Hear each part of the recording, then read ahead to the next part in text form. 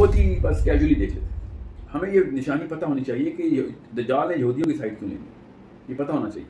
یہودی ہمیشہ سے اس نبی کا ویٹ کرتے ہیں, اور یہاں تک کہ وہ جس بندے کو بھی شائبہ ہوتا تھا کہ یہ ہے, اس پہ جا کے وہ پھر سورہ کہف کی تلاوت مطلب ہے کوشچن کرتے تھے. اصحاب کہف کا جتنا بھی معاملہ ہوا ہے, وہ 300 سال کیسے ایک ہی دن میں سوئے ہیں, ٹائم ٹریول کیسے کر لیا انہوں نے, یہ پورا کا پورا ٹائم ٹریول کا کانسیپٹ اہل یہود چاہ رہے تھے کہ اس نبی کو پتا ہوگا تو ہمیں بھی کروا دے گا. اس کا ثبوت یہ ہے کہ اللہ تعالیٰ کے نبی نے دجال کی پہلی نشانیوں میں سے ایک نشانی بتائی ہے کہ وہ ٹائم کو اسٹریچ کرے گا, ایک دن اس کا 1 سال کا ہو, اس کا ایک دن 1 سال کا ہو. اصحاب کہف کا ایک دن 300 سال کا تھا. سورہ کہف کا فتنہ دجال سے بچنے کی بھی رسول اللہ صلی اللہ علیہ وسلم کی حدیث ہے, اور آخری دور میں بہت زیادہ اس کی امپورٹنس ہے. اگر آپ نے شروع سے اس کو بتائیں تو کیسے, کیوں؟ پہلے تو یہ بات سمجھ لینی چاہیے کہ جو فتنہ دجال ہے اس کا ہر نبی نے بتایا علیہ السلام. ہر نبی نے حضرت نوح سے ہر نبی علیہ السلام جو ہیں وہ دجال کی خبر دیتے آ رہے ہیں. یہ جب تک سورہ کہف کی بات نہیں آئی, اللہ کے نبی علیہ السلام نے آخری دفعہ پہلی دفعہ یہ چابی دی کہ جب وہ وقت آئے گا تو سورہ کہف کی تلاوت کریں. جو سورہ کہف ہے اس کی جو ہسٹری ہے وہ آپ سمجھ لیں تاکہ آپ کو پتہ چلے. کسی بھی بندے کو پتہ ہونا چاہیے, ہر مسلمان کو پتہ ہونا چاہیے کہ سورہ کہف کی بیسک ہسٹری کیا ہے. میں جلدی کر کے جتنا چھوٹا کر کے بتا سکتا ہوں. یہودیوں کو مدینے کے بارے میں پہلے سے پتہ تھا. اہل یہود کا سسٹم آپ کو سمجھنا چاہیے کہ ان کا انبیاء کی لسٹنگ کیسے کرتے ہیں, وہ کس نبی کا انتظار کر رہے تھے, کیوں کر رہے تھے, یہ میں چھوٹا سا کر کے بتاتا ہوں. اس کی تفصیل آپ نے ضرور پڑھنی. اہل یہود کے ہاں یہ بڑا سمپل سا کانسیپٹ ہے کہ جو موسیٰ کے بعد جتنے بھی انبیاء آئے ہیں بنی اسرائیل کے, وہ ایک آخری نبی کی خبر دیتے آئے ہیں. یہ اہل یہود کو پتہ ہے. ہر شریعت میں ایک آخری نبی کا ایک خاتم النبیین کانسیپٹ ہے. تو عیسائی کہتے ہیں کہ عیسیٰ ہیں بس, اور ان کا پورا مطلب باقی کے انبیاء کو بھی ریکگنائز کرتا ہے. انجیل میں سارے انبیاء کو انبیاء ہی کہا گیا. بہرحال تو یہودی جو ہیں وہ اس نبی کا ویٹ کر رہے تھے. حضرت صفیہ رضی اللہ عنہا جو ہیں ام المومنین, جو 2 ٹاپ کے اسکالرز جو تھے اس وقت کے, جو دنیا کے سب سے بڑے ریبائز تھے, ان کی بیٹی اور بھتیجی, انہوں نے اپنی حدیث بھی ریکارڈ بھی کروائی. اس وقت صحیح بخاری میں وہ حدیث اسی طریقے سے ہے کہ جب ان کے والد اور ان کے چچا جو تھے, انہوں نے جب پہلی دفعہ اللہ کے نبی علیہ السلام سے پوری طرح آ کے انٹرویو لیا اور پھر آگے گھر آگے کیا بات کی, اس وقت حضرت صفیہ کہتی میں چھوٹی تھی, اتنی چھوٹی نہیں تھی کہ مجھے یاد نہ ہو, مجھے پوری طریقے سے پتہ ہے کیا بات ہوئی تھی, اور انہوں نے اسی طریقے سے وہ ڈائلاگ لکھوایا. وہ ڈائلاگ کیا وہ میں آپ کو بتا دوں تاکہ آپ کو یہ سے آپ کو سبق سمجھ آ جائے. پھر میں اہل یہود کا کانسیپٹ بتاتا ہوں. ان کے والد جو تھے وہ اس وقت کے ٹاپ ریبائی تھے. انہوں نے آ کے کہا کہ چچا نے پوچھا کہ دونوں مل کے آئے تھے مگر لوگوں کے سامنے بات نہیں کر سکتے تھے, تو گھر کا دروازہ بند کیا اور کہا کہ کیا سمجھتے ہو تم. تو ان کے والد صاحب نے کہا کہ یہ بندہ وہی ہے جس کا ہمیں بتایا گیا. اور جو چچا تھے انہوں نے کہا کہ آر یو شور, بالکل صحیح طریقے سے تم نے اس کا اندازہ لگایا. تو والد صاحب نے کہا ہاں میں بالکل شور ہوں کہ وہ ہے. اور پھر چچا نے کہا معصوم طریقے سے پوچھا کہ پھر ہم بیعت کر لیں گے اس پہ. تو ان کے والد نے کہا نہیں, کبھی بھی بیعت نہیں کروں. سمجھ رہے؟ اس کے اوپر اللہ تعالیٰ نے پھر آیت نازل فرمائی کہ یہ تم ایسے ہی پہچانتے ہیں جیسے باپ بیٹے کو پہچانتا ہے. اس آیت کا یہ سیاق و سباق ہے. اور کیوں نہیں انہوں نے کیا یہ ایک الگ بحث ہے, اس کا دجال سے اتنا تعلق نہیں ہے, وہ ایک کسی اور دن کریں گے ہم. میں آپ کو یہ بتا دوں کہ وہ ڈھونڈ کیا رہے تھے. انہوں نے آگے پوچھا کیا تھا. یہودیوں نے مدینے میں آنے کا جو سفر تھا نا وہ اللہ کے نبی صلی اللہ علیہ وسلم سے بہت پہلے کا کر رکھا تھا. یہ سلمان پارسی کے قصے سے بڑی تفصیل سے پتہ چل جاتا ہے کہ سلمان پارسی جو تھے وہ غلام بنا لیے گئے تھے اور ایک یہودی کے ہاں ہی کام کرتے تھے. اور وہاں سے ان کو خبر ملی کہ یہودیوں کے ان کے جو مالک تھے اس کو خبر آئی کہ وہ ایک نبی کا اعلان ہو گیا. وہ بڑے ایکسائٹیڈ ہو کے گئے تھے اللہ کے نبی صلی اللہ علیہ وسلم کے پاس. اور جا کے انہوں نے پوچھا کیا تھا اللہ کے نبی صلی اللہ علیہ وسلم سے. انہوں نے جا کے پوچھا, میں اسی طرح بتاتا ہوں آپ کو, پھر بعد میں اس کی تفصیل کروں گا. انہوں نے کہا کہ سورہ کہف سناؤ. اب انہوں نے کہا نہیں ہے کیونکہ سورۃ تو نازل ہی نہیں ہوئی تھی, مگر انہوں نے جو 3 سوال کیے اس کے جواب میں اللہ تعالیٰ نے سورہ کہف نازل فرمائی. اب یہ بہت غور سے سننا ہے آپ نے. اب انہوں نے کہا کہ روح کیا ہوتی ہے وہ بتاؤ. نمبر دوسرا سوال ہے ذوالقرنین کا قصہ بتاؤ، اور نمبر تیسرا سوال ہے اصحاب کہف کی تفصیل بتاؤ. یہ اور سمجھنے والی بات ہے کہ یہودی نے یہ سوال کیوں کیا تھا فرسٹ انٹرنس پہ. اب اس سے تھوڑا سا پہلے آ جائیں کہ وہ مدینے میں پہلے ہی کیوں آئے ہوئے تھے. ہمیں یہ تفصیل پتہ چل جاتی ہے اسلامک ٹیکسٹ کے ساتھ کہ یہودیوں کو اپنی کتب میں یہ بتایا گیا تھا بڑا کلیئرلی کہ نشانیاں کیا ہیں اس جگہ کی جہاں پہ نبی نے آنا ہے. یہ بھی پتا تھا کہ وہ نشانی کیا ہے اس نبی کی جس نے آنا ہے. ٹھیک ہے، یہ ہمیں حضرت سلمان فارسی کے قصے سے بہت اچھی طریقے سے صاف صاف سمجھ میں آ رہی ہے کہ عیسائیوں کو بھی پتا تھا کہ اللہ کے نبی صلی اللہ علیہ وسلم نے آنا ہے. اب میں بھی اس تفصیل میں بھی نہیں جاؤں گا، یہ بھی آپ کو سیدھا پڑھنی پڑے گی. میں اس وقت دجال کے کانٹیکس میں بتا رہا ہوں کہ ہمیں یہ پتا ہے کہ اصفہانی یہودیوں میں سے دجال نے آنا، یہ حدیث ہے. پھر لد پہ اس کا مقابلہ ہونا ہے عیسیٰ علیہ السلام سے، وہ بھی اسرائیل میں.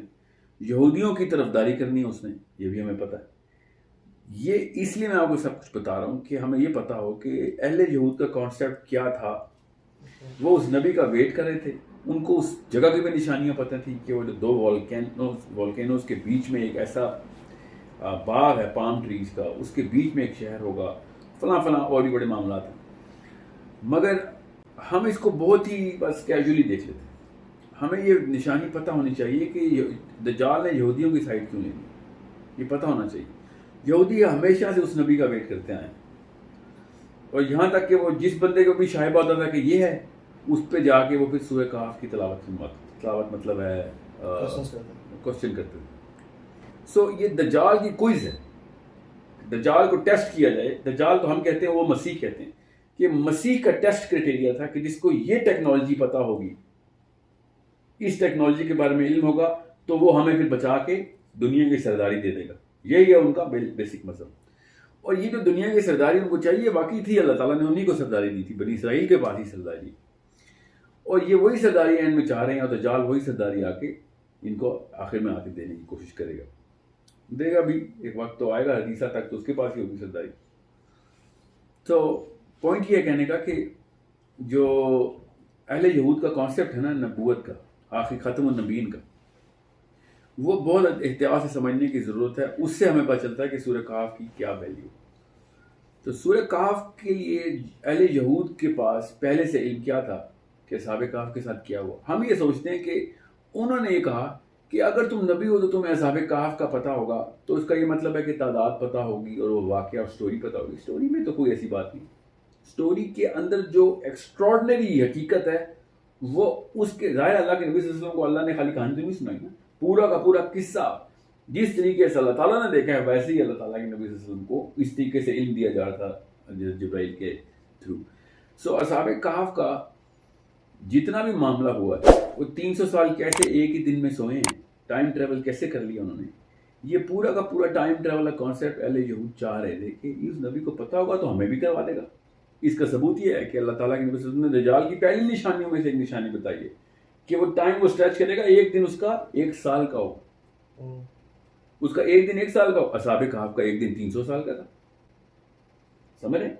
اگلا دن ماہ کا ہوگا، پھر اگلا دن ہفتے کا، پھر اگلا دن 1 دن کا ہوگا. یہ پورا اصحاب کہف کا ہی ایک ٹیکنالوجیکل ایسپیکٹ ہے. وہ کیا ٹیکنالوجی ہے؟ ظاہر ہے وہ سائنس کی ٹیکنالوجی تو نہیں ہے، وہ بیسکلی تو پورٹل کی ٹیکنالوجی لگتی ہے.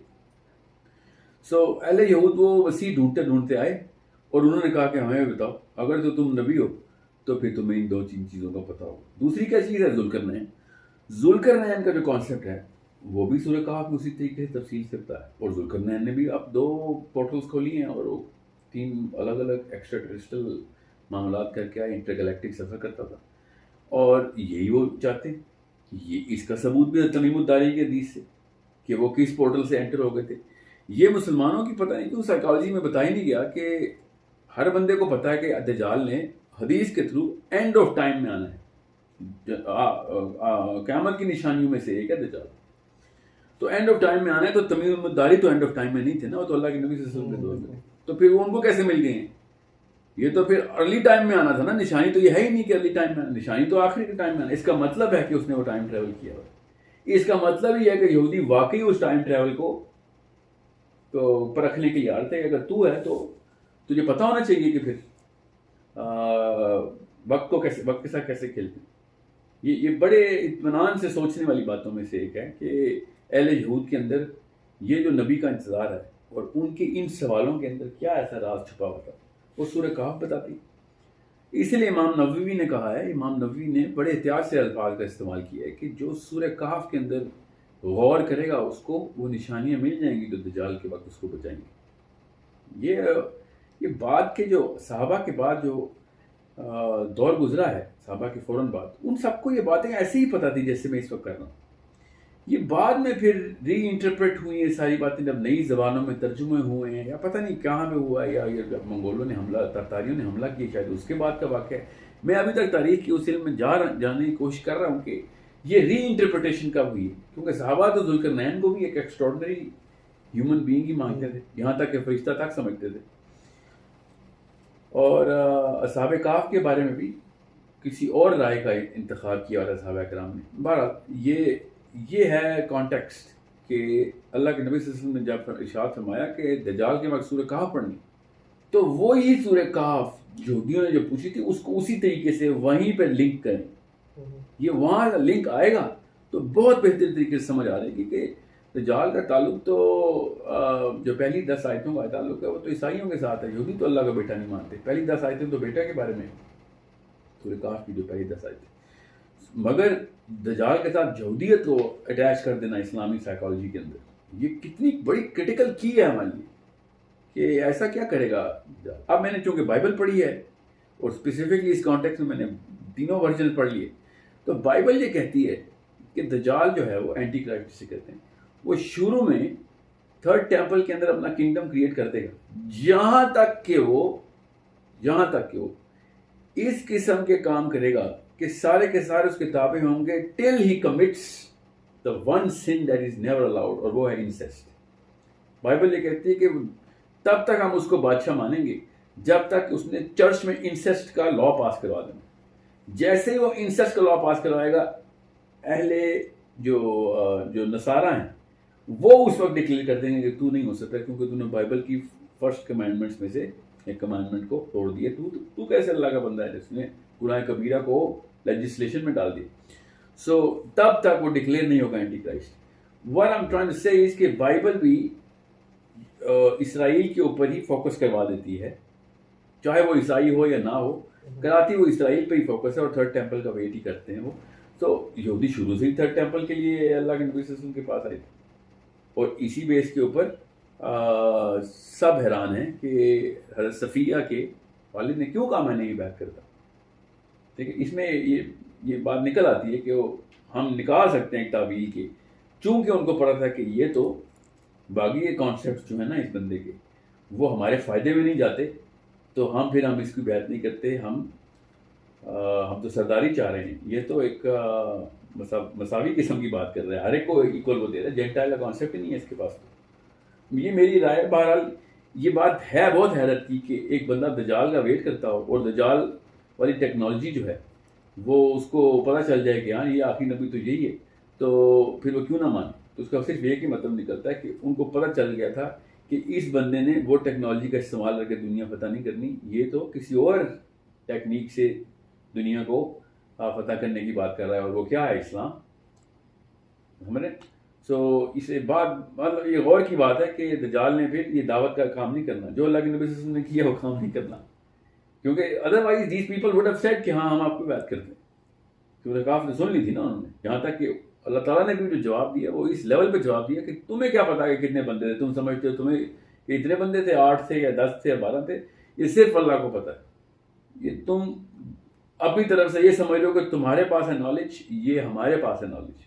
سو اس کے اندر ایک اور چابی بھی ہے کہ the number of people of اصحاب کہف also signifies، یہ بھی پتہ چلنا چاہیے ہمیں کہ کیا نومیرکس کے اندر بندوں کی پورٹل میں انٹری اینڈ ایگزٹ کا بھی کوئی فرق پڑتا ہے کہ نہیں. بہرحال یہ ایک نجی بحث ہے.